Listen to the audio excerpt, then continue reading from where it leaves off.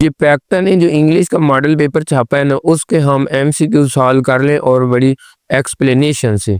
अब नंबर 1 जो है, identify the word having a silent letter, यानी कि इसमें साइलेंट लफ्ज कौन सा, रैपिंग में डब्ल्यू, इसी तरह का राइट भी आ सकता है, उसमें भी डब्ल्यू साइलेंट होता है। Question number 2, choose the correct syllabic division, तो इसमें बी वाला जो है ना, फोटोग्राफर, इसमें यानी कि 4 सिलेबल बनते हैं। Question number 3, identify the word with spelling, correct spelling, तो ये एफिलिएटेड लास्ट वाला डी जो है। Question number 4, complete the following proverb, तो every dark cloud has a silver lining, ये जरबुल मिसल है, यानी कि हर झगड़े के पीछे कोई लालच होता है। Question number 5, identify the adjective of the word create, create से वर्ड एडजेक्टिव क्रिएटिव, बी वाला ठीक है। 6, identify the figure of speech, my brother is walking is cyclopedia, तो ये सी वाला metaphor. 7, connotative meaning of the word blue, ये पहला, she is feeling unhappy. Question number 8, the word grand, grand के साथ ये मदर होता है, ये father, grand mother, grand father, तो ये मदर वाला ठीक है, ए वाला। 9, आइडेंटिफाई वर्ड कंटेनिंग सुफिक्स, तो ये हैप्पीनेस, ये ठीक है। 10, चूज द करेक्ट एंटीनियम, यानी कि उलट इसका बताना है, तो अप्रिशिएट, क्रिटिसाइज, ए वाला ठीक।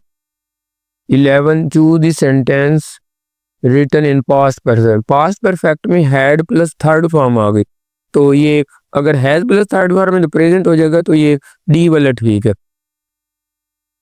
12, complete the sentence with correct option, the school has improved significantly since last year. 13, identify the type of the following, alas we have lost the match, exclamatory, ये जहां पर भी अलास या हुर्रा या जाए वगैरह आ जाए ना, तो उसका एक्सक्लेमेटरी होते हैं। 14, complete this with correct option, he speaks English more clearly, B वाला ठीक है। Question number 15, complete the given sentence with correct conjunction, my teacher always supported and guided me whenever I needed, B वाला ठीक है। 16, identify the tense in the following, the students were participating actively in English debate competition, तो ये वार या was आ जाए और उसके बाद इंग, तो ये पास्ट कॉन्टिन्यूस होगा, डी वाला। 17, fill in the blanks with appropriate definite article, तो ये जो है, I saw a line in forest, the line, D वाला ठीक है। 18, choose interrogative verb from the following, Sana got up early in the morning, ये गोट अप जो B वाला है, बी वाला ये ठीक है। 19, आइडेंटिफाई हैविंग सुपरलेटिव डिग्री, तीसरी डिग्री जो है ना, वो कहाँ पर इसने यूज की, बी वाले में, फास्ट की फास्टर, फास्टेस्ट, और उससे पहले दी भी लाजमन यूज करते हैं। 20, identify the with correct use of semicolon, इसका बी वाला, he wanted to go to park however it was closed for renovation. 1, identify the underline clause, you may sit wherever you want, adverb clause, C वाला ठीक है। आगे 22, choose the correct abbreviation of February, तो A वाला ठीक है। 23, identify the correct indirect speeches said, इसका A वाला ही ठीक है।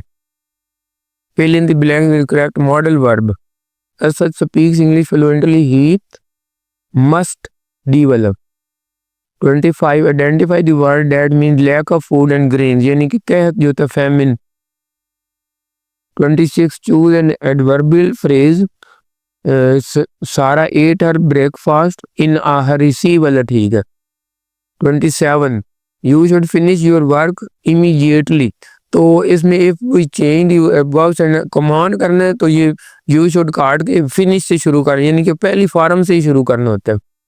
आगे 28, आइडेंटिफाई द होमोफोन्स, यानी कि आवाज जिनकी सेम है, तो ये जो बी वाला है ना, here and here.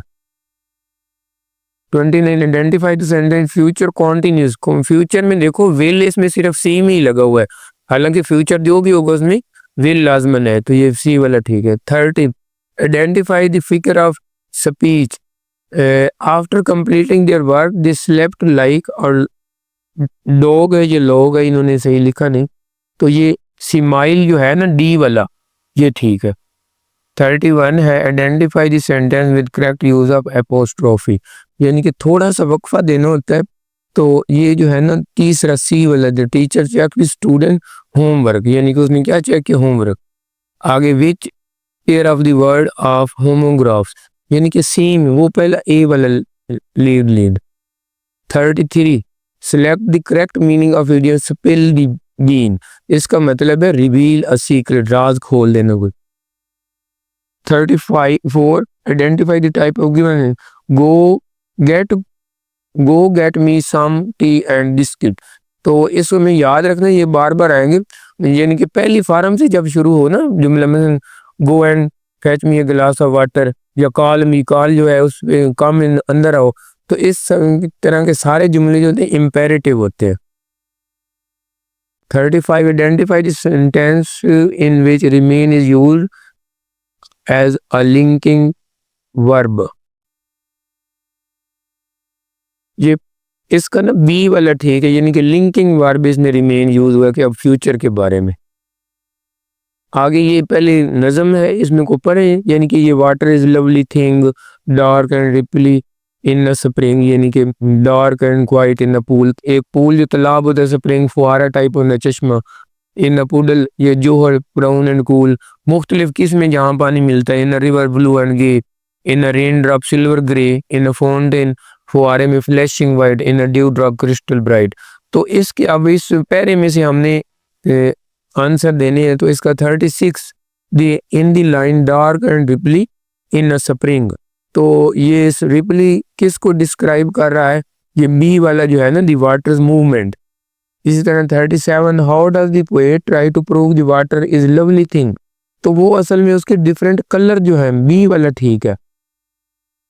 38 which line expresses the joyful tune, तो ये जो है डी वाला आखिरी जो है रिवर में, यानी कि उसकी जॉयफुल टून होती है। 39 what is the effect of water being dark and quite in a pool, तो ये जो आखिरी डी वाला है सजेस्ट सेंस ऑफ स्टिलनेस, यानी कि खामोशी। अब 40 जो है in what type of setting do the first two stanza, पहले दो स्टैंजा में स्मॉल नेचुरल कंटेंट्स हो रहे, यानी कि उसमें पूल आया है, स्प्रिंग, वो छोटे जोहड़ होते हैं, तो स्मॉल छोटे भी हैं और नेचुरल भी हैं।